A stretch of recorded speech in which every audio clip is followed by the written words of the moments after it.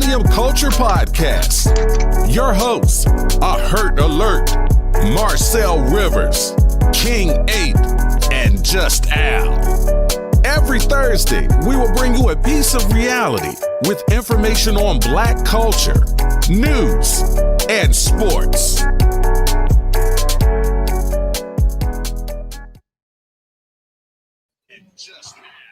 That beat it. Man, What up? What up? What up? going on? Look at this. What up? It's out on time. Wow. Hey, look, my nigga, I made it a point, my nigga. You feel me? If I'm in the city, I'm gonna make it a point. If I'm out of town, like, I'm gonna try. Shut up. Man. Literally. Don't get my air horn started early. Don't get me started. Hey, all that matters is that he's here today. That's a fact. Thank you. I give him that. Thank you. Welcome to the New Millennium Culture Podcast. We got Marcel Rivers, Just Al, King 8. I am Hurt Alert.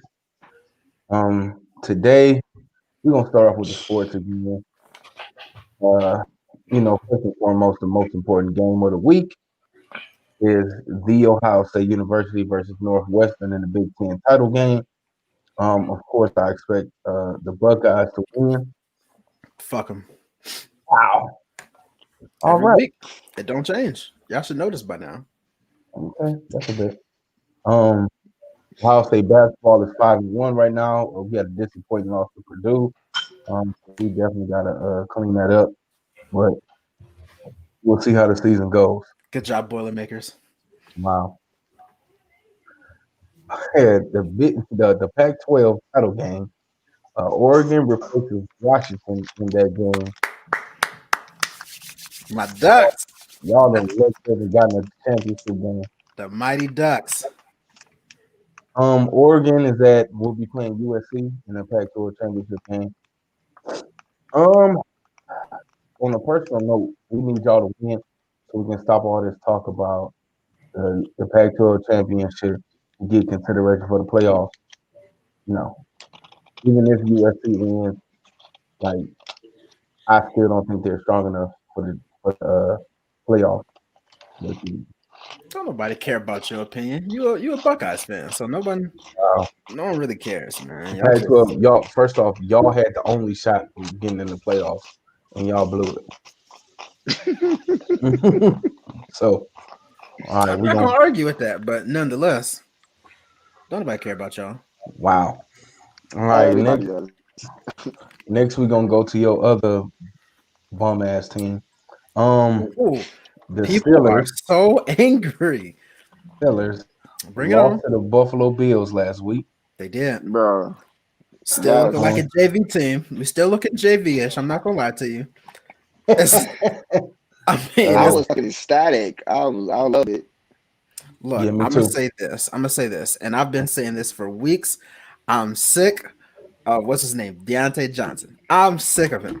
I don't know why they keep throwing this man the ball, and I don't know why he keep looking at his hands every single time. Him and Eric Ebron, every single time they're like, "No, you did it!" Every single time. Like they are part of your body.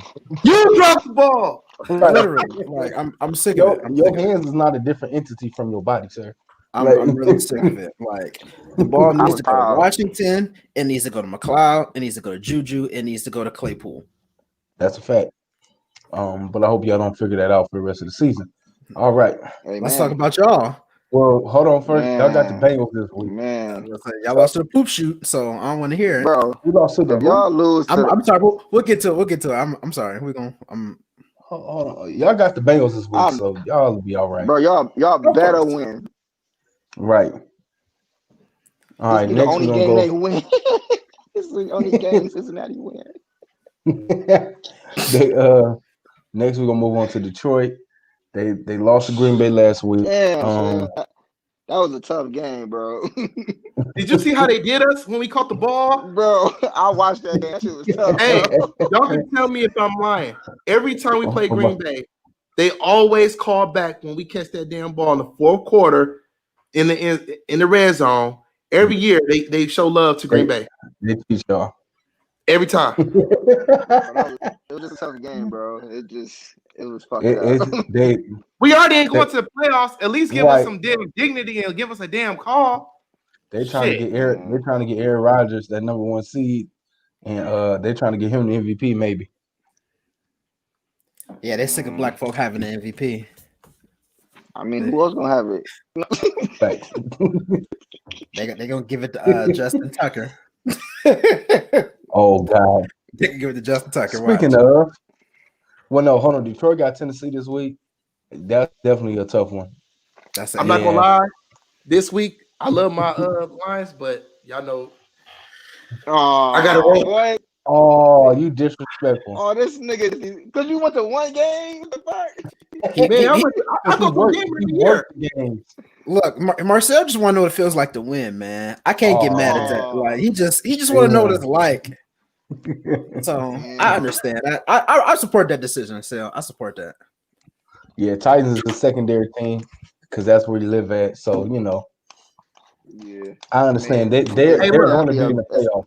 I'm gonna be honest. I'm gonna be 100 with y'all. The reason why I want the Titans to win is because I'm playing in the playoffs in the fantasy this week, and Derrick Henry got I'm about to say fantasy. It's all fantasy. It's all about fantasy this week, baby. I understand. Win, my nigga, win. Right. All right. Hey, the money lead that me and Jeremy in, I need that money. Hey, I think Eddie gonna win it all. One of our friends, Eddie, I think he might win it, but I'm right there. But JP, he a smooth dude in that fantasy. You gotta watch him. He be sneaking up on folk.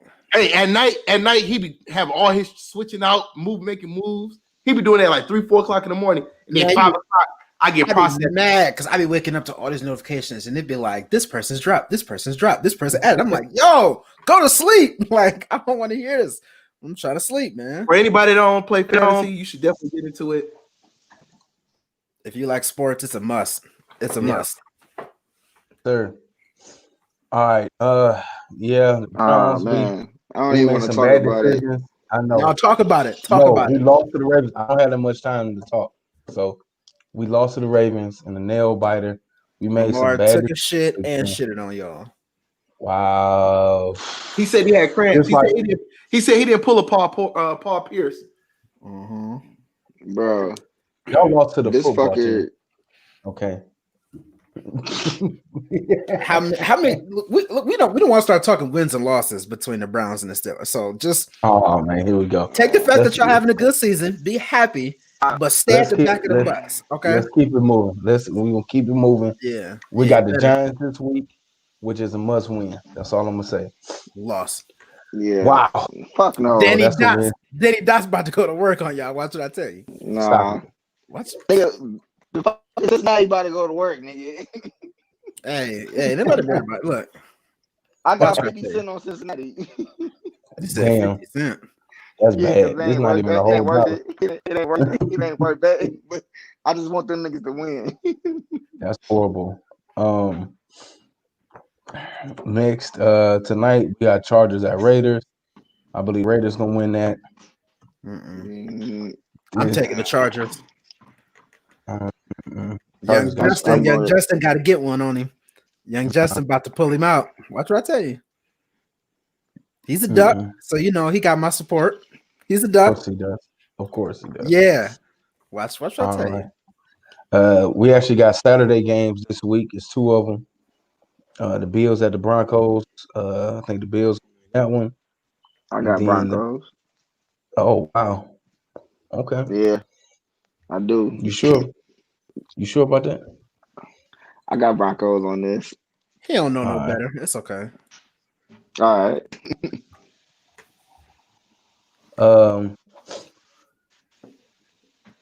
What was I gonna say? Panthers at Packers. We got I got Green Bay in that game. I don't believe in the Panthers. And then for some reason, I don't know how this became the Monday night game, but it is the Steelers at Bengals. I don't know how that happened. But, so you happy that y'all got a Monday night game in the AFC battle, but we can't get one? Because it was the best game. Right. Yeah, it was a fucking great game. This is going to be a blowout. It's going to be boring. Niggas going to be leaving in the first quarter. Okay. Hey, it's only going to be 40 people in the stand, so it ain't like it's They're not losing much. It's gonna be all right. Y'all just hating because it's Monday night with the Steelers. It's not even getting viewed. It's not getting viewed. Y'all just really want to hate because it's Pittsburgh. It's okay. I'm gonna let y'all have it. Go ahead. Continue, Hurt. Fuck Steelers. That's a fact. That's fair. They hate us because they what? Stop it. We're gonna move on to the NBA. Because they ain't us. Whatever. Y'all lost to your own team. How about that? Y'all want to talk about that? We're gonna move on to that's no longer us. Oh, I know they much better. Go ahead. Wow. All right, NBA. Giannis signed a supermax extension deal, 5 years, $228 million. So it looks like he's staying in Milwaukee. Because he a grown man. That's why. He just did a grown man thing. Respect. I mean, oh man, that's a good deal. Sounds like. Yeah. Paul George signed an extension as well with the Clippers, 4 years, $190 million. He definitely did that for security because he trash. AF. Who did? Paul George. PG. So, Yeah. so apparently, though, if you read the rest of the news, though, so apparently when he was MVP caliber that year, he had a different trainer, so he went back to that trainer now. So we should see if things change. He ain't about to pull no Rocky Balboa. He's still gonna be trash. It's okay. I don't know, man. Sometimes people forget where they roots were when they was the man, and then they change up the scenery and change up the whole team. You know how it is. So he might be going back to redeem himself. It'll be nice to see, but I don't got much faith in it. I'm gonna keep it real. Remember though, every system is not. I'm a strong believer that everybody's in the NBA. Every system is not meant for them. So sometimes they look like they are trash. For example, Kevin Love haven't been having his best years in Cleveland, but Minnesota was a great system for him, and he was the man. Yeah. But since he's been to Cleveland, it hasn't worked out in his best interest. But it sound like at the floor, what you say, Al? It sounds like you just blaming Cleveland. I don't like it. I didn't say I wasn't blaming Cleveland. I just said that system may not be a good fit for him. It's the system. I would blame Cleveland, but Marcel's unbiased, so he's giving you the real. I'm just gonna tell you that it's the curse of Cleveland. But wow, I mean, he got a championship. That's all that matters.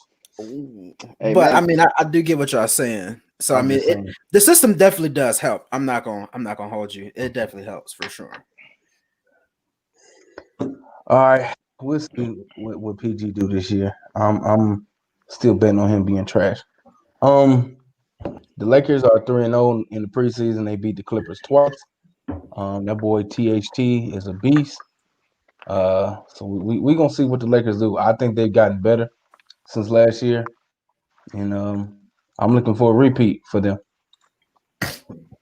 The Rockets. Is it because of LeBron or just the system? Get out. Oh, of course, because of LeBron. Oh, okay, I just want to hear you say it because we knew what it was. Without LeBron, it wouldn't even. How about y'all just hop off his scrotum? How about y'all just hop off his scrotum, please? Anybody on his scrotum? Y'all do that? But I'm just saying he's. I mean, it's LeBron. Even if he's the GOAT, he's one of the greatest all-time basketball players ever. So, I mean, man, y'all are virtually blowing this man. Like I'm okay. I'm gonna keep moving. Like I said, I got a couple more. All right, so the Rockets are 2-1 in the preseason. They're looking pretty good. James Harden looks out of shape. He not handling this situation well, in my eyes. He needed to cut his hair. That's where all the problems started. When his hair started growing, everything went downhill.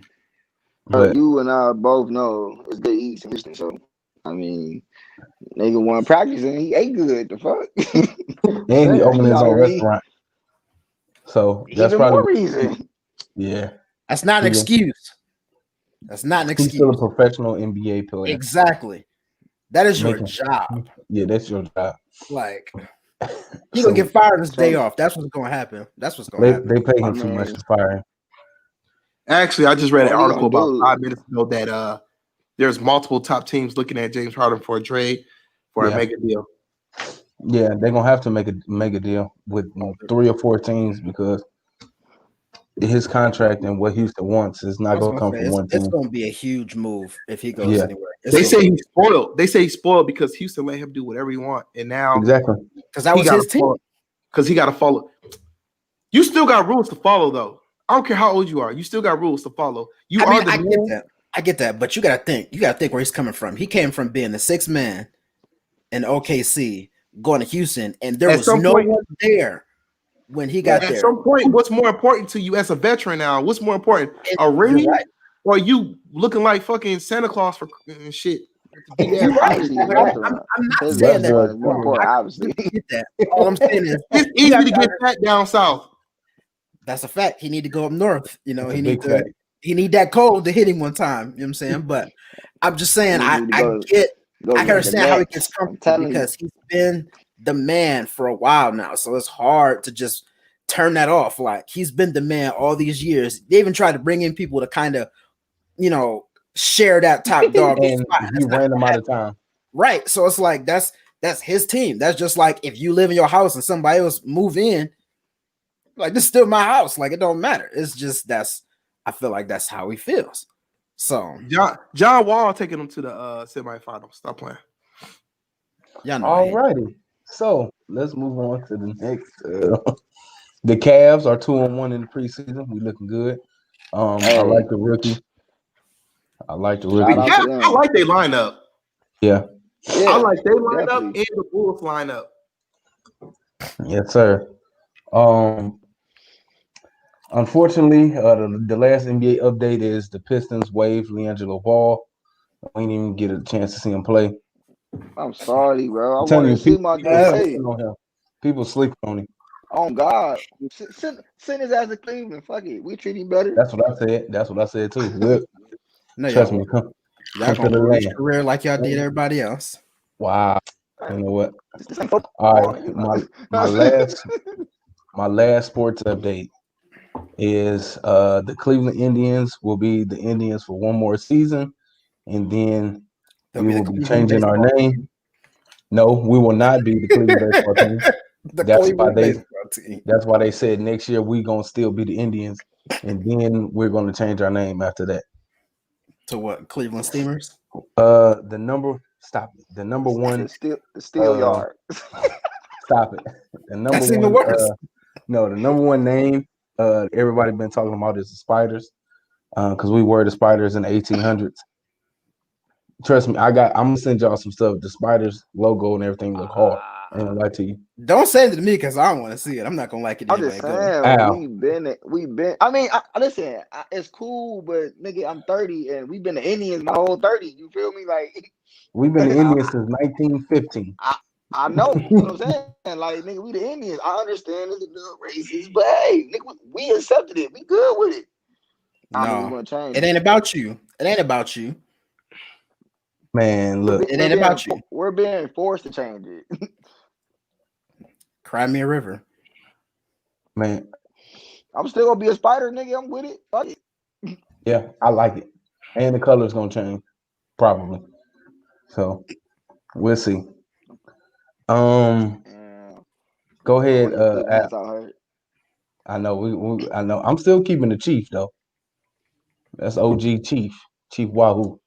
You feel me? Yeah. Go ahead, Al, and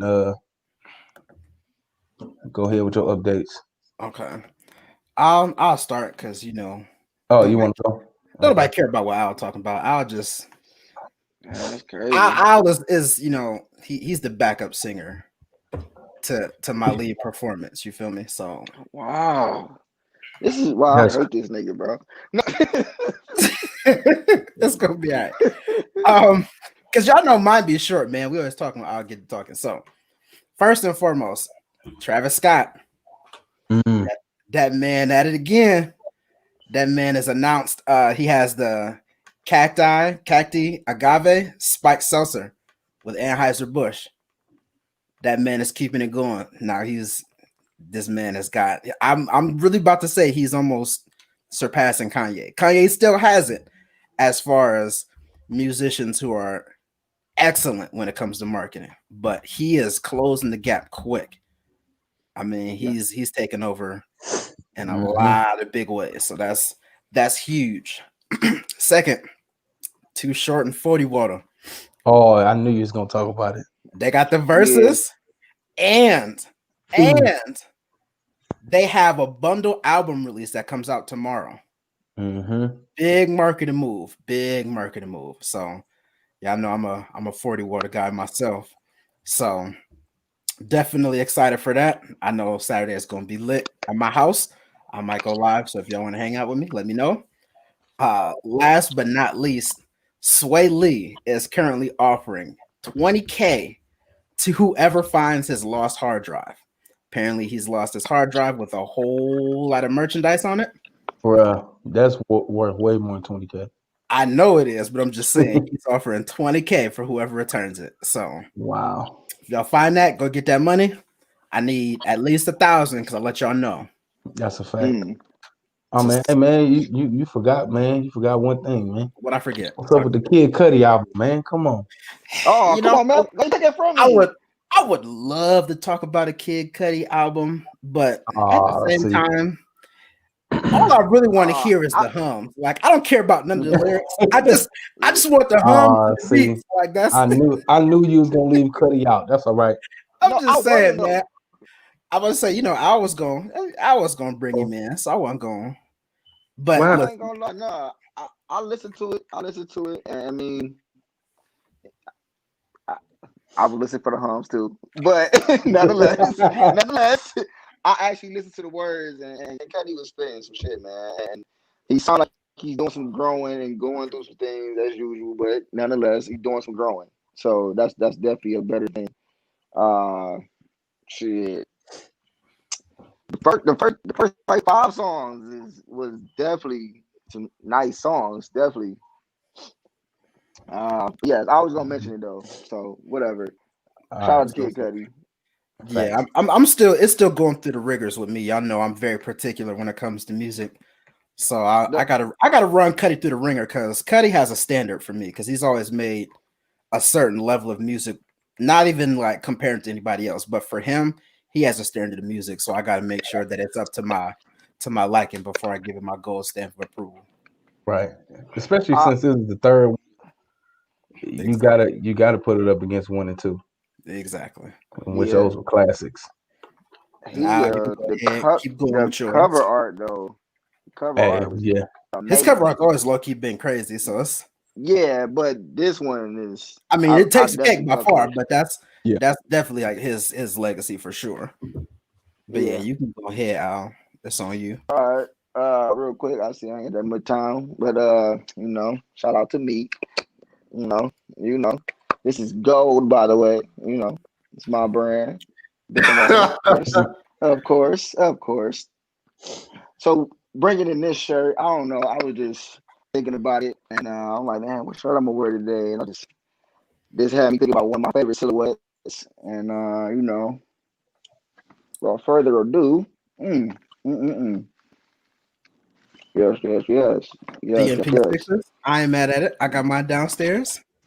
Damn, I should have spoiled it. I'm sorry. My bad, y'all. I should have did that. You just. I'm sorry.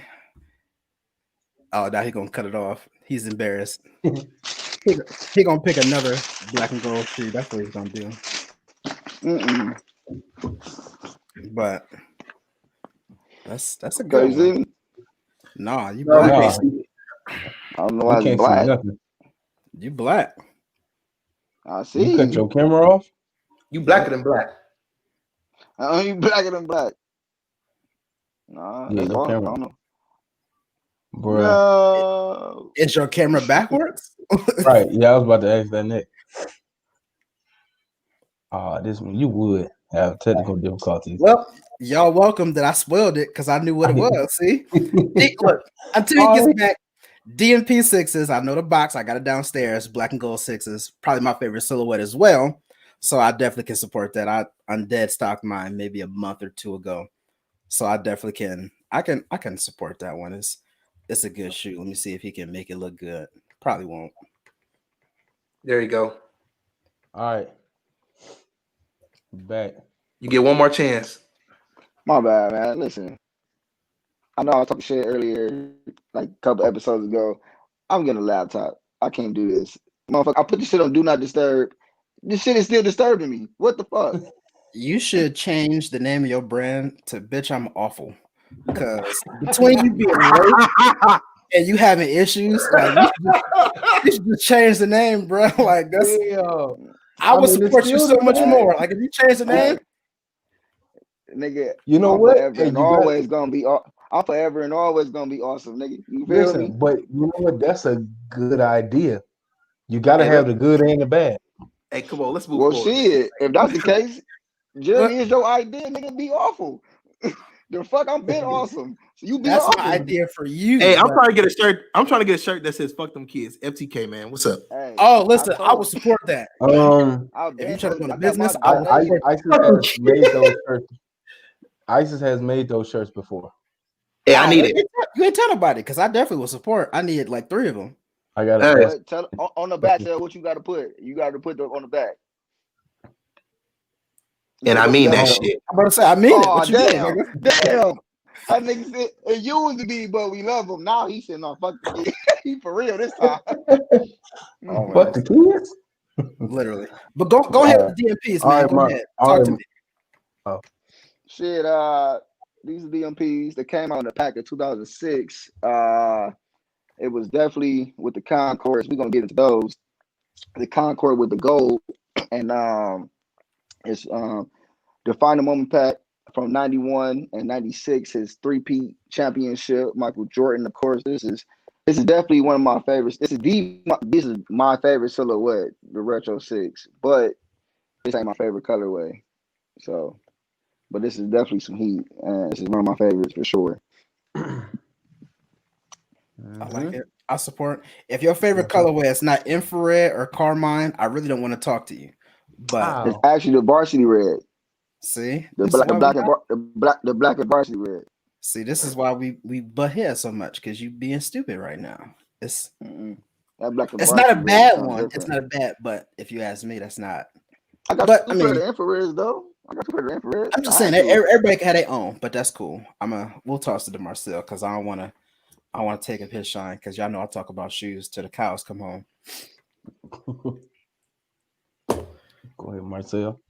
Hey, what up? So, y'all know on the political side, man, y'all know I'm gonna bring up what people we want to talk about. What's up, Al? I know he's about to say something. Bro, this scar, bro. Take it off or fix it or something. He real sophisticated. Fuck them kids. Fuck them kids. It's cold in here, man. Nigga? Are you niggas nigga? So we're gonna talk about the politics. You know, people want to talk about the vaccine. Let them talk about it. I don't want to talk about it today, but I do want to talk about this stimulus package that they're still working on. So they're coming with billion. It's about 900 billion now, and they're working on renewal of paycheck protection programs for small business loan forgiveness, funds for vaccine development and distribution, funds for COVID testing, funds to equip schools with protection equipment, renewal of unemployment benefits, and then they're trying to add on direct stimulus package. So if anybody don't know about what's going on with that, they definitely should check it out. They're looking to try to get it all done before Christmas. They talking about this weekend they won't shut down. I think it's a good idea, especially for these small businesses, because that is what keeps this country rolling. Consumer and small businesses definitely keep this going, and we definitely want to keep those people active in jobs. So especially black businesses. Especially black businesses. Exactly. So moving forward, let's definitely talk about. Let me do my introduction. Come on. Yes, sir. For a good friend of mine, you know, Miss Arshay Taylor is in the building. As a lot of people don't understand that within banks of management and executive positions, there's only a small fraction of those that look like us in the business world. They stated that in the world, it's only a 4% of the population, and of that 4%, 2% are in the city, whatever they call it, And out of that 2%, they said it's 0 of women that are actually in executive top positions in banks. I don't know how true that is, but I believe it for women of color. So definitely Arshay, she worked with Wells Fargo for a very long time. And when we brought up the discussion, I was like, I know the perfect person that can do this. She worked her way up. She's very acquainted with, credit building, looking at how to buy a house, what it looks like for Black people. And she decided to retire out of there. And now she's an executive Target there in Minneapolis. Well, in the Twin Cities. I don't know which part of the Twin Cities, but she is. So here she is, Miss Arshay Taylor. Hi everyone. Hello. Thank you for the fabulous introduction, Marcel. I appreciate it. First of all, let me just say what you gentlemen are doing is awesome. I've tuned into your podcast over the last couple of weeks, and I just love the natural commentary that you guys have, and also what you're talking about. It's important, and I believe that we need more of our people having these conversations and being able to, bring everything together. So thank you, gentlemen, for what you're doing.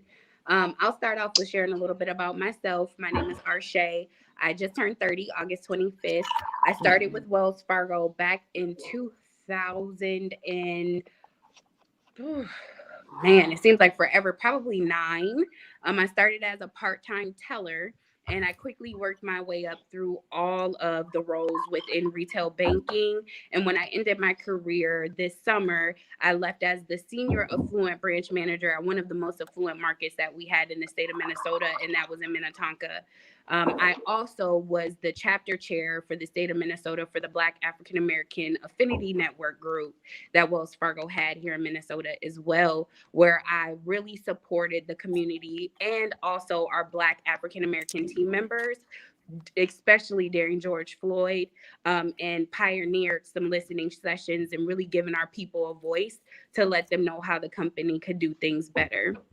Had a couple of articles done on my behalf about me during my exit with Wells Fargo, and now I am an executive at Target. So super excited to have the opportunity to talk to you guys.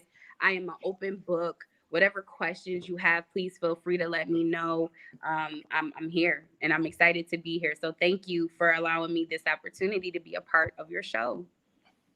Thank you for coming. I want to be And challenged for a second because y'all know that's what I do. Am I the only one that initially started laughing on the inside when she said Minnetonka because I thought about Prince? Am I the only one? I know. She said that, and I was like, oh, "Don't do it." Hey, it's crazy. Yeah, I bleed purple. Prince is everything. Hey, we bleed purple too. I was gonna say it's a different purple, but I can relate. Right. I just had to get it because I was like, oh man, a good purple. I can't be the only one. But Minnetonka. So what would you guys like to know? What can I share? Who want to kick off the question? Y'all want me to kick it off, or y'all want her? You want to jump it off? Go ahead. I'm gonna go. So, with the second. My first question is, why is it so important for African Americans to build a relationship with their bank? Man, it is so important. You don't know how many African Americans are still putting their money under mattresses. And I get it, right? We're afraid that our money is going to disappear. And for a lot of people, they need to see the money to be able to feel like they're doing something right. If something happens, they want to immediately be able to get to it with no problems. Also, the fees are important as well, right? And so a lot of people haven't had good relationships with banks in the past, and they're afraid that they're going to be feed to death. And so they want to keep their money in cash, liquid, in order for them to be able to get to it. And also because it's their hard-earned working money. What they don't understand is they're actually doing themselves a disservice because the world is based off credit. It's based off the relationships that you have with these banks. It's based off of your characteristics on can you pay me or can you not pay me, right? And when you do pay me, are you paying me on time? Are you someone that is constantly going over the 30 days and now becoming delinquent, right? And so the reason why it's so important to have a bank is because a lot of banks have a grading system. Some of them are A through F, some of them are 1 through 5, but these grading systems allow them to understand, based as a consumer, Are you a good risk to me or are you a bad risk to me? Right? Based off of that relationship status that you have, they will lend to you. And so if you're someone that's in the lower numbers or in that lower percentile, you're going to have secure cards. You're going to have to be someone that always has to pay high interest because they don't trust you as a consumer. Once you build that relationship, have really strong deposits, don't go negative, pay your bills on time, you're going to start to have your number increase, and then they'll feel comfortable lending to you. A lot of banks still play in the conservative field. A lot of them are still very, very, very careful on who they lend to. And unfortunately, within the Black community, because we don't have enough education around credit and around the importance of having a bank, we end up being the last people that reap the benefits of these opportunities. Yeah, I definitely agree. We were just talking about knowledge and resources. Last few episodes, really. But if Having you, the knowledge is key. Oh, go ahead. oh no, but what I was going to say, but if you think about it, it's all in basically raising, right? When I'm in the bank, when I used to work in the banks, I saw Caucasian mothers and fathers with their kids up at the check lane saying, hey, like, hand her your money. This is how much money you have. This is how much money I'm pulling out. For a lot of the African American communities, where's the child? Standing to the back, right? That's not a child's place. And so mommy is making the payments. Mommy is handling the bills while you're off to the corner. We really need to start educating and bringing our children up to understand this is how you make payments. With my son, he makes all of his transactions. He has a debit card that he's attached to my account. And so anytime that we are in a place where he has to pay for his bills, I say, Dash, this is how much money you have. This is how much this bill is. Give her your card. This is how much money you're going to have afterwards. Do you feel like this is the necessary purchase that you need right now? Really helping him understand needs versus wants at a very young age. How old is he? 5. Oh, dang. Okay. Started early. Man, that's crazy. I got a boy, he's 14, and I was just telling her I want to invest. After I do my investment, I want to invest in my son. So when it's time to buy him a car, he can buy his own car. Like, it's gonna be already invested, money already there for you. I got 3 things. First and foremost, let me start by saying I'm jealous that his name is Dash. I'm an Incredibles guy, so to me, Dash is probably the coolest person in America. So I'm jealous of that. That's a great name. I might legally change my name next week. And then I have kind of a twofold. One's more of a statement that I would like your opinion on. The second is going to be a question. First and foremost, so you're saying it's important to have your money in the banks or having your money work for you in the banks. Personally, I'm a little still hesitant because of the whole Chime situation where everyone that had their money in the bank had no access to their money for some time. And that's worse than your money losing value because I can't access any of my assets until you guys are back up. So I would like your opinion on that. But also, second, I want to know, do you think, in your opinion, from your experience, is it more important to look at your credit usage as far as how much of your balance you're using, or are you looking at payment history? All right. Of course. So to answer your first question, never have your eggs in one basket, right? And so when you're thinking about investing and when you're thinking about where you're putting money into, it's really important to look at the values of the financial institution that you're investing with. Chime probably has some underliers that allows them to be able to have your money locked up without you having the opportunity to get to it. Some of these bigger banks, because of everything that has happened within the world over these decades, they cannot not have you have access to your money. And so it's really important for you to educate yourself around who you're banking with, right? What are their values, right? We have Thrivent, that is a Christian-based community church. We have Wells Fargo, that's more of a larger based Bank of America, Chase. Like, it's really, really important for you to do your due diligence and understanding the people that you're going to be banking with, for one. The other thing that I will say is there's always a difference between liquidity right? So you always want to have some cash on hand or something on hand for those emergency short-term needs. And then you want something more of a long-term plan. That's going to be your savings. That's going to be your investment, right? That's your 401k. That's your IRA. Those are things that you're not going to tap into a much later date in life. So you're more willing to take the risk now to make sure your money is going to make money. And so I believe that you really just have to be intentional with what you're doing, to really make sure that you are investing in a bank that's going to be able to be there for you the way that you need them to be. A lot of these online banks have a lot of clauses that people don't understand. It's important to read the disclosures 110% of the time. Know what you're getting yourself into and know how you can combat something if it happens and it's not supposed to happen. And so do your due diligence, do your research, understand who you're banking with, review your disclosures, don't just throw them away, read through them and ask questions. Also, have a banker. It's so important for you to go and make sure you understand who you're banking with. Look at their LinkedIn, right? Look at their what they've accomplished. A lot of people have a lot of plaques on their desk, right? In the financial institution.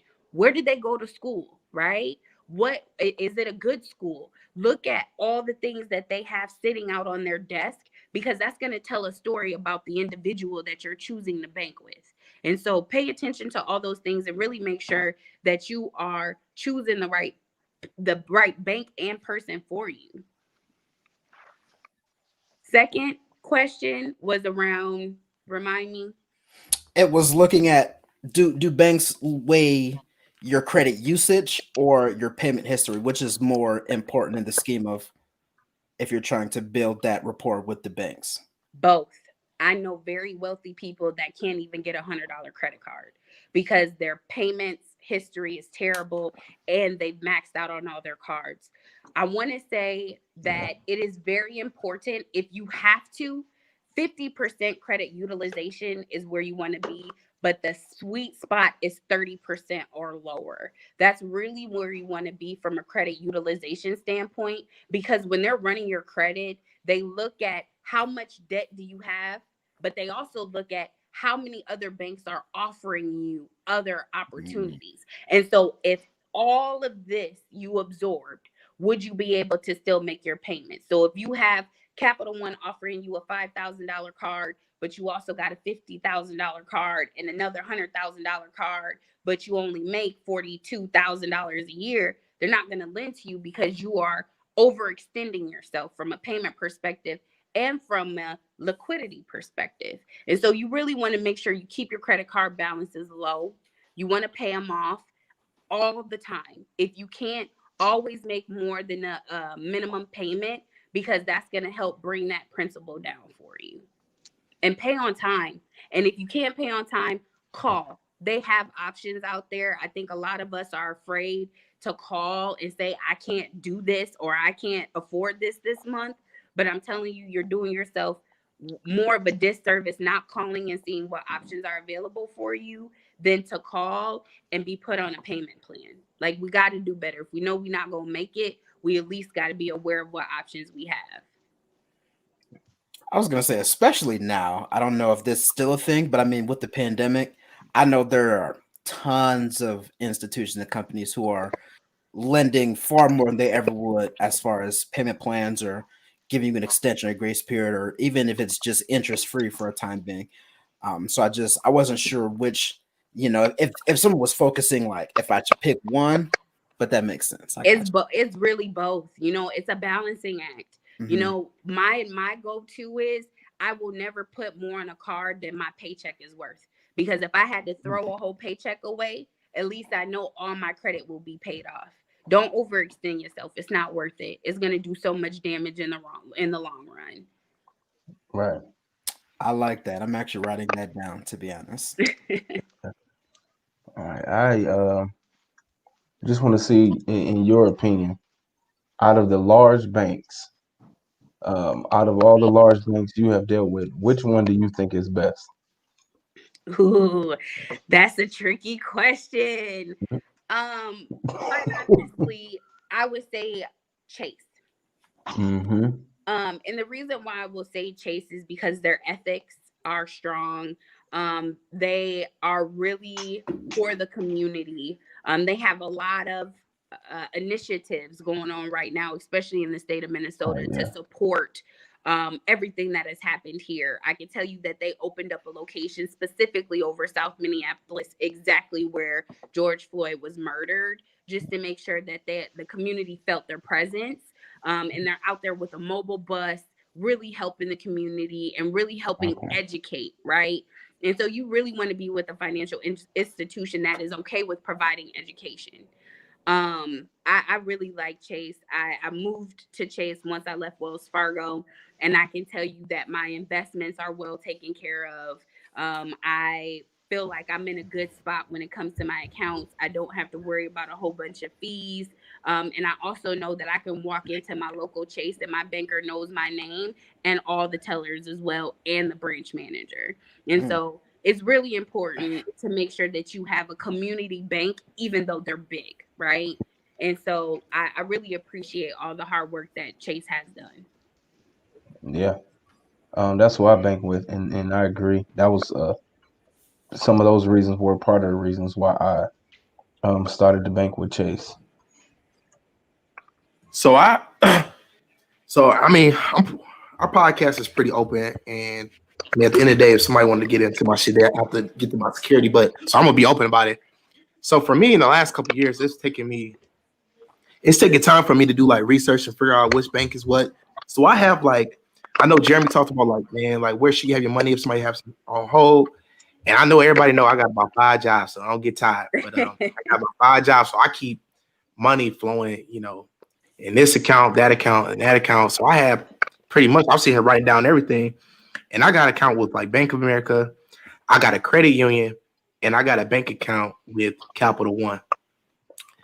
I will say, after the lawsuits with Bank of America, I feel like they have gotten better with some of their value, but I also feel like they still have a lot of downfalls still. And I've been trying to fade out of it. But right now, when you have all your bills coming out that account, it's kind of hard to like switch over, and you already got like a certain routine with stuff. But we just got Chase Bank here in Nashville, so I know my wife had it down in Houston, and she hasn't changed banks from them. She like it, so I'm gonna have to look more into that. But I really like Capital One has really been good to me. Credit cards, car loans, like interest rates. My daughter has a bank account, a savings account with them, and she has a nice little interest rate that goes on with them.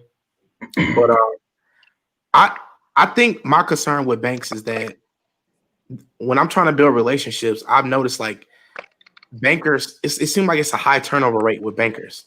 Like every time I walk in the bank, there's a new banker. So when you say like make sure the teller know who you are, make sure that the banker is like, how do you really build a relationship with a bank or your banker when they tend to disappear every other month? So how do you continue to have that relationship, especially if like I live in a predominantly mixed neighborhood, so I have like Hispanics, blacks. So when you walk into a bank, I got a minority, and then next month I got somebody that doesn't look similar to me. So I'm just trying to figure out like how do you really maintain that relationship? Do you go in and say, "Hey, I was with Michelle last week. How can we build a relationship now?" How do you go about that? Yeah, absolutely. For one, it goes back to what I said, right? Do your research. If you're with a financial institution that you are noticing a high rate of turnover, probably not the best financial institution to be with. Something is wrong with the culture. Something is broken, right? The team members are unhappy. If not, they would stay. And so I definitely probably will be looking at that and understanding where I need to move my money next. The other thing that I will say is a lot of banks that truly care about their business, there will be a succession plan. There will be an email of some sort sent out saying, "Hey, I'm the new banker. Your portfolio transferred over to me from the previous banker. I would love to have the opportunity for you to come in and for us to meet face to face so I can understand your financial needs and wants and be able to make things happen for you," right? And so you really want to make sure you're just owning it, just like doctors change, just like your care plan changes. You make sure you reach out and you understand what's going to be the appropriate doctor for you. You got to do the same with your finances, because your finances run everything. And so if you have a banker that you see just disappeared, once again, you're back interviewing. Tell me, how long do you plan on being here? Tell me about your career. What have you done? Where have you been? Where do you plan on going? Ask those questions, because at the end of the day, you're interviewing someone that's going to be taking care of your money, taking care of your bills, taking care of your investments, making decisions for you that will either hurt you in the long run or help you thrive. And so I would be asking a lot of questions and trying to understand their longevity within the financial institution before I would be setting my money anywhere. All right. So, any of y'all got any questions? I want to get to. I was going to bring this one back up. Yeah. This from the comment section from Anthony. Do savings accounts still have value? That's a good question. For me, it's what is the value of the person? What are they saving for, right? Are you saving for the interest? Are you saving to be able to be excited to see your money growing over time from your hard work? You know, it all starts off by what is it that you're looking to save for? If you're looking from an interest perspective, I can tell you online is the only place where you're going to find really good interest rates. Really, interest is all for them to lock your money up and lend it out to somebody else. That's really what it is. That's how banks make their money, right? Is by lending money out. And so all the money that you deposit into is being lent out in some capacity. And so if you're looking for the interest rate, I can tell you right now, people are looking at 0.01 annual percentage yield. Some people are looking at 0.03. The highest that I've seen this year was maybe 2. You know, it's very minimal right now. But if you're looking for a savings plan that's going to help you build interest, you're going to want to look at CDs. You know, CD rates aren't that good neither right now, but that's always an option that you can go into. Or you can also really look at just establishing an IRA or a 401k. I can tell you, if you are working for somebody that matches your contributions to your 401k and you're not taking advantage of that, you really need to relook at the way that you're doing things. Even though it might hurt your paycheck, it will help you later. Please have a 401k if your company offers it. I totally agree. I know a while ago, probably like a year and a half, my wife and I, we definitely set out to see who has the best interest rate on a savings account. And online, we're the best. We ended up going with Capital One, I think 360 savings account. But definitely look around and see. But yeah, that's an account we just throw money into when we have it and just let it build. Yeah, I would definitely say, you know, it's up to you and what you want to save for, but have a goal, right? If you're looking to save for a short-term period, a savings account will do, right? Because that money is going to go somewhere, vacation, trip, 5-year, you know, anniversary, whatever the case may be. If it's something short-term, throw it in a savings account. If you want to make sure you have some type of overdraft protection so you're not being hit with fees, have a savings account. But if you're looking to really invest in something, if you are young and you can afford it, make the risks right now because they'll pay off later. And so you really want to look into investing, getting into some stocks, bonds, mutual funds, whatever the case may be. That's where you're going to want to put your money at right now, especially with the market. Even though it's slightly volatile, it's always going to bounce back. Always. Right. Speaking of, Ty, I hope you did the Titan thing that I sent you when I was over your house last week. Okay, so I'm glad you said that as far as investing. So with the way everything is going and this being a pandemic, a lot of things are crashing. Would you rather support somebody waiting until you start to see the economy rebound from this pandemic, or do you advise getting in now while things are still kind of at the low point? So if you're talking about from a buying perspective, right now is the time to buy, The stocks are low. So now is the time to buy. But just make sure you're buying in companies that you know are going to be successful, like the Targets, you know, the Walmarts, the Amazons, right? You want to know that you're going to invest in somebody that you know isn't going to fail, right? The other thing that I will say is I can tell you that I had a stock with Wells Fargo that before the pandemic probably had about $400 in it. And even through the pandemic and the lawsuits and them doing tons of budget cuts and all this stuff, my savings account is now over $5,000. And so I really just, you got to pay attention to the market, right? Apple provides you the opportunity to download whatever type of investment opportunities you want to have. Pay attention to the market. Watch when market close, where the Dow is at. You know, pay attention to those things. And you don't have to be smart. There's tons of YouTube videos that really helps you understand what does this mean? What does this look like? When I see this arrow go up, what do I know what to do? YouTube, read books, like educate yourself. It's really important that we educate ourselves and stop allowing people to tell us what to do, because 9 times out of 10, they're telling us something wrong. So really do your research. Take time for your family, for yourself, for your legacy, to really understand what you're getting yourself into. Yeah, definitely. Speaking of like stock, I use Robinhood for most of mine, which is a pretty decent app. But like doing the market trends and all that, Bitcoin has helped me out so much this year. If you caught Bitcoin, I caught it when it was on around 9,000 for one Bitcoin. Put some money in there, and I was up to like 18,000, almost 19,000. So it doubled my money. You're looking at high risk, high reward, right? Yeah. And so you got lucky. Yeah, I pulled out because I know once it usually get around that mark, it's bound to go down again. Yeah. Since I work for Amazon, they offered last week they opened this door for stocks. It just said they stocks is already high. But what they offered last week for our employees, I couldn't resist, so I ended up buying about 10 of them. They was like 75% off. So I went stupid last week.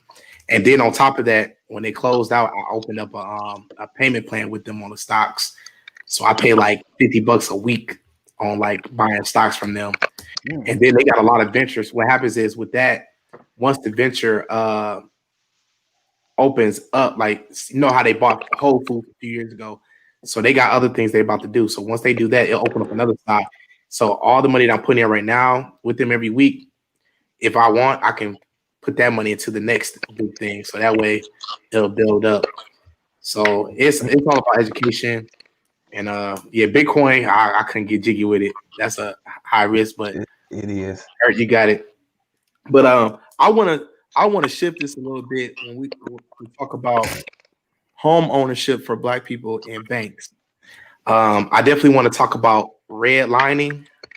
For those who don't know what redlining is, that is when banks, typically you have a lot of bankers who don't look like you, and they determine what you are approved of or where you can live and how they can either approve you or deny you. And in the last decades, it has gotten better, but it's still a huge problem. So if you don't know what redlining is, definitely like Google your city and say redlining in Houston or redlining in Nashville. It'll show you like where low income, low poverty line is, and then it'll show you where all the people with money live, and it'll show you how people can only get approved for a certain amount. I know for me, me and my wife, we experienced it last year. We sat with a couple loan owners and loan officers, and they tried to tell us what we can afford and what we can't afford, and you can live here, but you can't live here. And it's like, if I pay rent, right? Because what they do is they try to ask you to prove that you can pay for something, and you show them like, hey, my mortgage is gonna be $1,100 a month, I can right now my rent is $1,200, and I still save $1,500 a month, but your ass gonna tell me that I still can't afford a $1,100 mortgage. I'm gonna ask questions like, why? And they can't tell you, that's a problem for me. And what they try to do is now they changed it since the pandemic started. A lot of people don't know is that now they really do go up with that 1% of your student loans. And it ain't if you're on income base or anything. So if you got $100,000 in loans and you got 1%, they're gonna say that your loan payments is what? Do the math. So my question is to you is, if we build relationships with bankers, how do we overcome as a community to become successful home buyers in communities that we want to buy in? Mm-hmm. Yeah, that's a really, really good question. The first thing that I will start off by sharing is there has been some things put in place to where the Home Lending Act, right? Around not being able to discriminate based off of religion, race, that like everything. There's things that have been put in place, but we still got a long ways to go.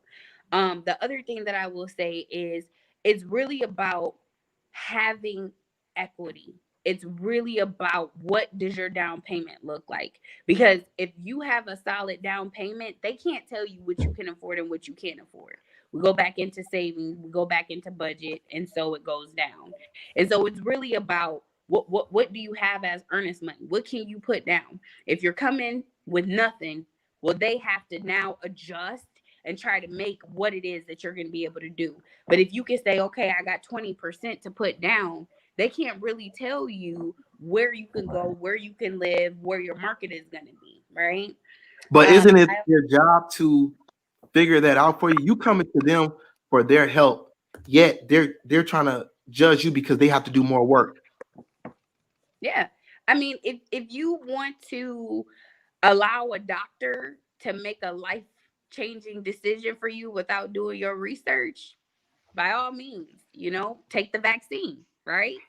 But if you really want to understand and make sure that you're making the best decision for yourself, you're going to ask questions, right? You're going to press, you got to come knowledgeable. Like I said, why sit around and let somebody tell you what to do? You go with your plan and what it is that you're looking for. They want to be able to make it quick, make the money, get it closed. I'm all like, at the end of the day, you're affecting my pocket on how quickly this deal gets closed. And a lot of people don't have that human aspect to look at. They have children, they have needs, they want to be in a good community, they want to be somewhere where they have a good school. People aren't looking at that. To you, your dollar. That's just the truth. And so you really got to go in with your own power and educate them on what it is that you want, tell them what it is that you have, and then you guys will be able to come in the middle. I also will tell you that you need a plan, right? You need a team. Make sure you have a realtor on deck that's going to be able to speak up for you. Make sure that you have somebody that's going to go and do your house adjustments and understand from an appraisal perspective how much your house is worth. Like, make sure you have your team of people set up so that way when the bank comes in, everything is already tightened up. All they need to do is give you the money. So pretty much you saying that we got to work 2 times harder in order to get what we want. Because if you had a person that didn't look like me sit side by side, neither one of us had a down payment, they got a higher chance of getting improved than me because they feel like because what they look like, they're more valuable than me. That they're gonna pay their bills on time. It's a story. We've been doing this for over 100 years. Because I could sit in the bank and like last year when I was dealing with that lady, I flat out told her like, you gonna tell me that you're gonna go 1% off my student loans, right? So you telling me all these $400,000 houses in Nashville, which is pretty much like Minnesota, Minnesota's expensive. All these expensive ass houses, you telling me that everybody's student loans is under like $20,000 a year. I mean $20,000 in general. Come on, man. But what I'm telling you is their parents probably have money set aside for them. Their parents probably took out loans in their name, not their child's name. So the parents now created this false security to where their kids didn't have to put their name on anything. When we're going to school, 9 times out of 10, we're putting ourselves through it. So we're absorbing all of the costs. We're absorbing everything. And so we don't have that buffer of being able to navigate the way that other people will be able to navigate. And so, yes, We're going to have to do our research. Yes, we're going to have to dig deeper. Yes, we're going to have to understand what's our plan, who's our resources, and have our team on deck. That's the best way that you can make sure, A, that you're getting the best deal, B, that you're getting the house that you're worth, and C, that you're going to be able to have something that's going to be worth value. If you're going to go into a house for $100,000 and a market that's upside down, you're going to end up not having any equity in that home. And so you really want to make sure that you're looking at everything before you make a decision. And I'm glad you said that. I was hoping you was going to lead into that. So that leads into my question. So as a Black community, how do we change the value for our children? How do we prepare them? What are the necessary steps? I know earlier you said like put your child in front of you in the bank, but how do we overall prepare our children to actually be able to buy a home? What are the next steps besides putting their name on an electric bill and fuck up their credit? So what steps do we need to take to make those changes? I'm going to say one word that's probably going to make everybody cringe. For one, it's life insurance. Protect yourself and your children. Have life insurance. It's ridiculous how many African Americans are walking around without life insurance. It is an investment in itself, right? People don't know you can take loans against your life insurance. You can do short-term and long-term opportunities. You can cash out on some life insurance plans and still be alive. Like, life insurance is set up in a lot of ways. So for one, get yourself some life insurance. That way, if something does happen to you, your children have money. My son won't have to work a day in his life if something was to happen to me today. That's the way that I set it up. That's the way I want the plan to be. The other thing that I will say to that is take care of your shit. Take care of your home. Mow your lawn. Make sure you dust off your blinds. You know, there's so many homes that African Americans have, but because they didn't have the resources to keep it up, it's not going to sell for anything. It needs to be torn down and rebuilt all over again. Take care of your investments. Take your time. Get your people. Have your electrician. Have your plumber. Have your people that's going to make sure that they're going to be able to keep on top of your home, because a lot of people are getting into homes and leaving them not the way that they entered them. Mm-hmm. Make sure you got equity. That's a fact. I know one thing that my mom used to do. I always saved all the change, you know, since I was like 4 or 5, and I had to wrap it myself, which definitely made me respect and realize like what money is and have my own account. And I bought my own first car with my money. But yeah, that was an adventure. I'm gonna say that I bought it from an auction, and then I realized how much the upkeep was. I was like, oh hell, this ain't it. But yeah, it was too much. But that's definitely something. And I had a checkbook. She made me manage my own checkbook and everything as a kid. Yeah. Go ahead.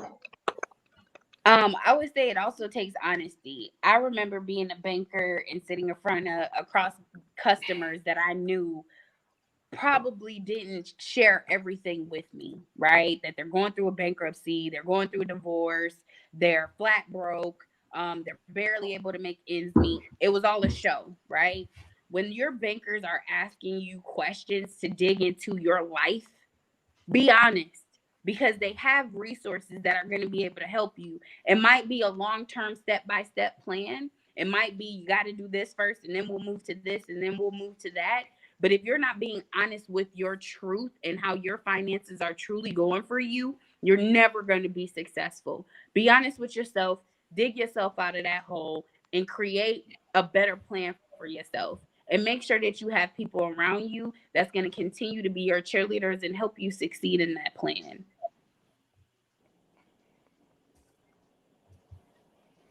Most definitely. All right. Listen, Any more questions? I only have one question. I wanted to learn. I was serious. I wanted to come learn today. So that's cool. I appreciate it. But basically, just because we're Black, do we get treated differently? Of just course. because. Of course. That's inevitable. The Which world are doesn't are like you us. willing are you willing to say which bank shows this the most? I don't know. I don't know if it's a blatant like showing of being in front. The only way that we're gonna ever be able to be successful is if we bank black. And even if we bank black, I'm pretty sure there's gonna be some things that happen down the line, right? The With other that thing being that I said, will make sure you tell them about your venture. Yeah, Let them I was know. gonna ask you about. Yeah. yeah. So Wait, and there's answer a the lot question of first. black banks. Finish. There's Yeah. a lot of black banks that are coming. But the other thing that I will say is we get treated differently with everything we do. Like it's the truth. It's the hard truth. It's the hard facts. And so for people to walk around acting like they're not treated differently, I can tell you when I went to go figure out if I was gonna get a home, I sat down with the banker. This wasn't Chase Bank, but I sat down with the banker and I said, this is how much I'm looking for. This is what I want. And he was like, "Oh, Arshay, I think we should start with the house that's like 100,000, maybe 250. You don't want to overextend yourself." I said, 150, what? 250? I said, "Do you know how much I make?" "Okay, I'm gonna just let you do whatever you need to do. Run the app." My application came back where I was pre-approved for $500,000 for my first house.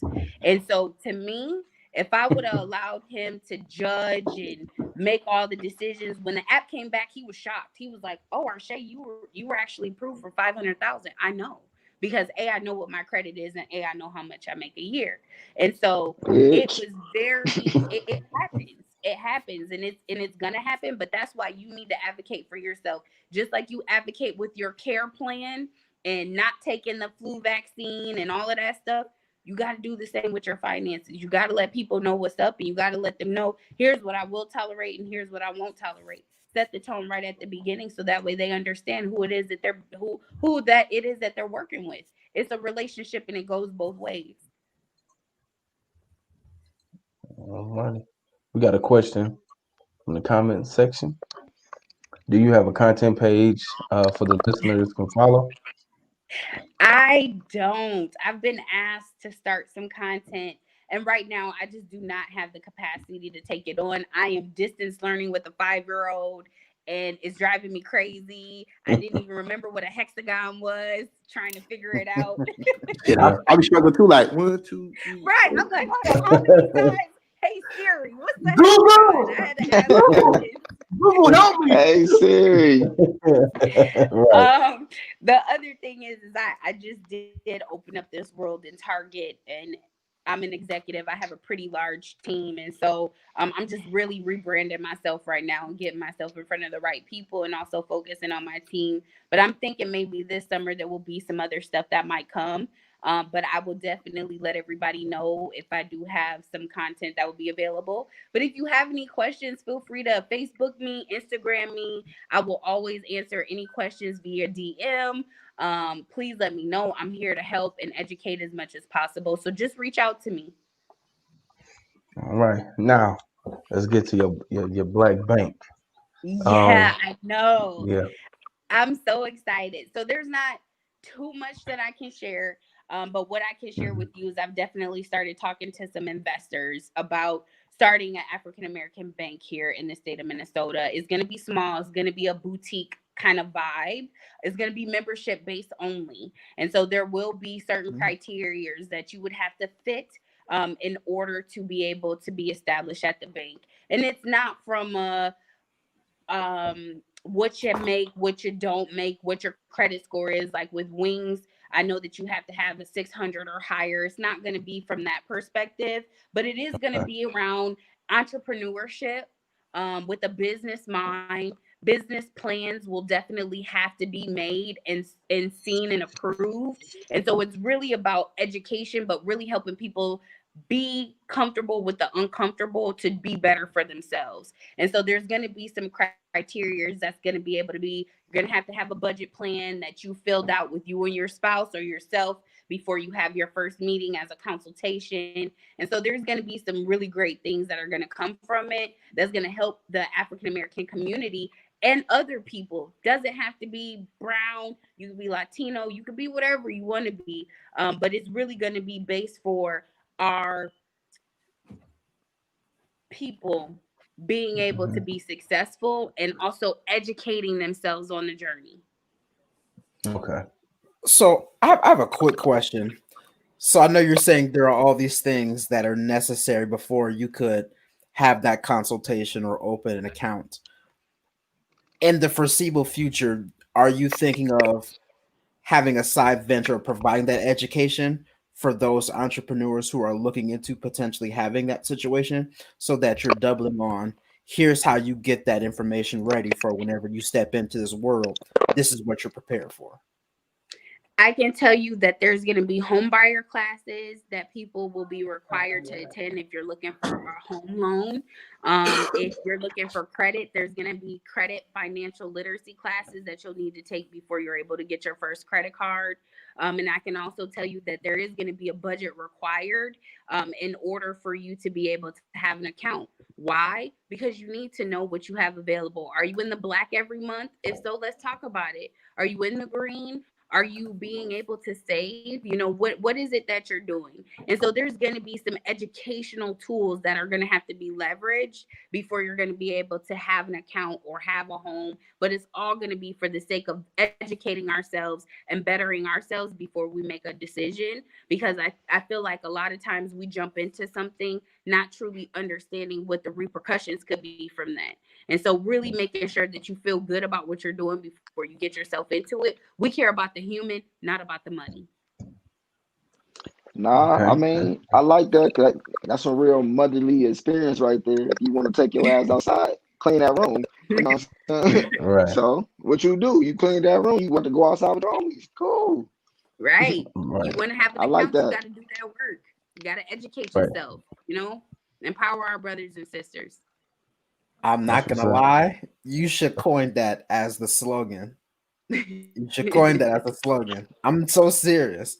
That's great. That's catchy. That's gonna be something that would be a thing for sure. Definitely. I have one more question.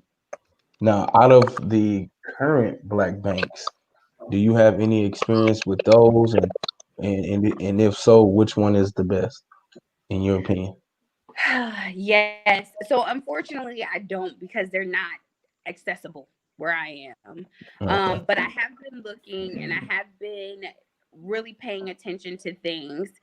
What I will say right now is I don't have enough data or trending to answer that question, because it's really important to me that I'm pouring nothing but positivity to these African American banks. They're really doing something that hasn't been done. And so I'm going to just go ahead and say, just the fact that you did it with how much work it takes to start a bank, hats off to you. You know, you're doing something Right. different and you're helping the community.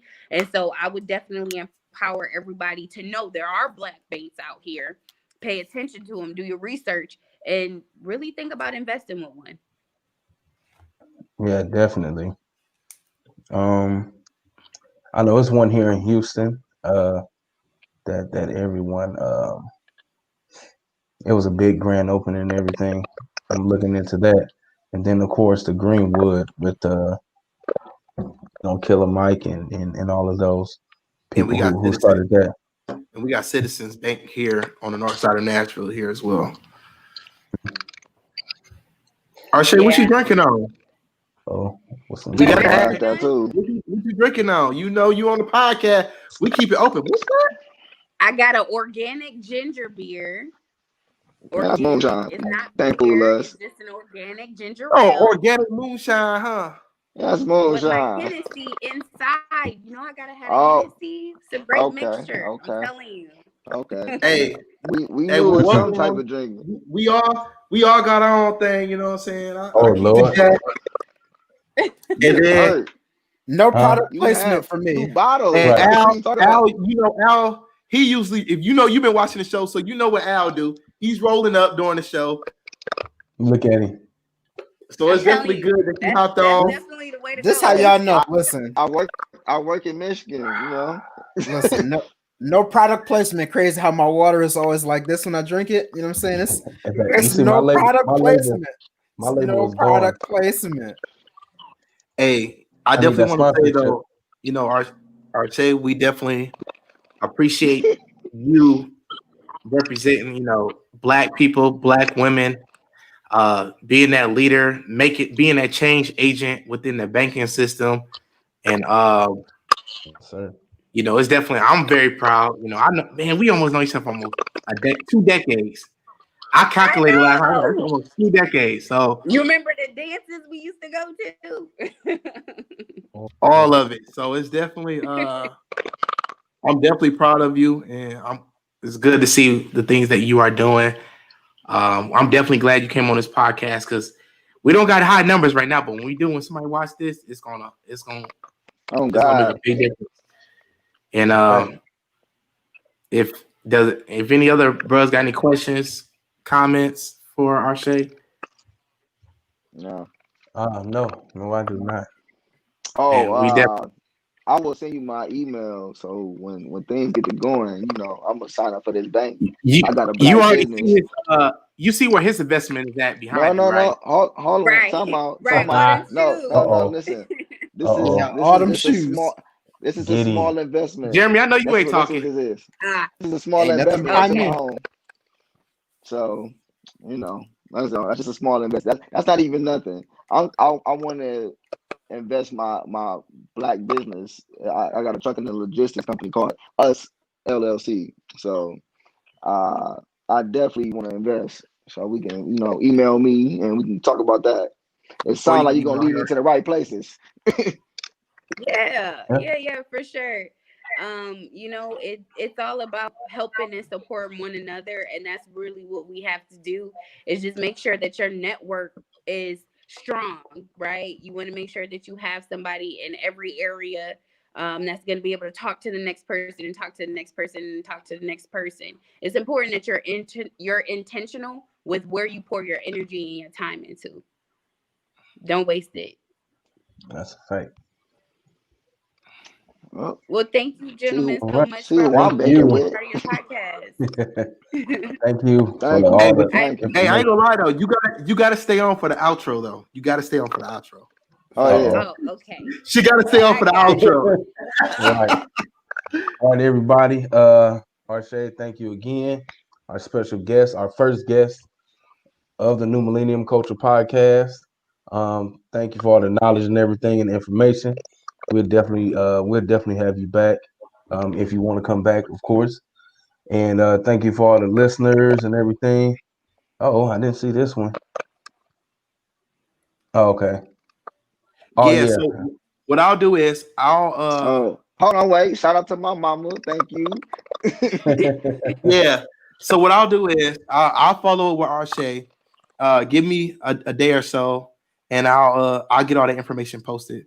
Hey, where's the question? Can we save that question?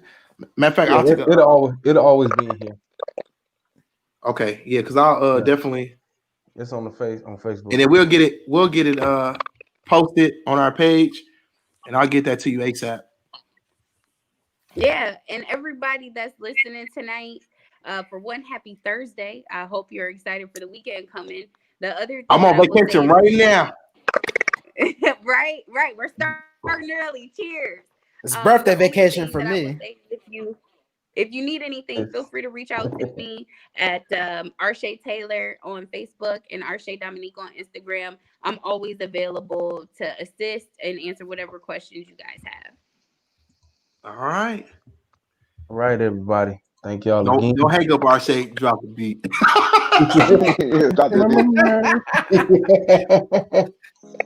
Thank you to all our listeners. Make sure you check out our social media platforms and our website.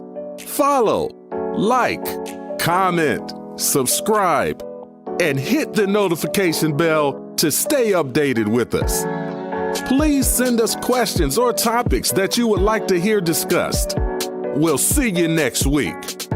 Peace.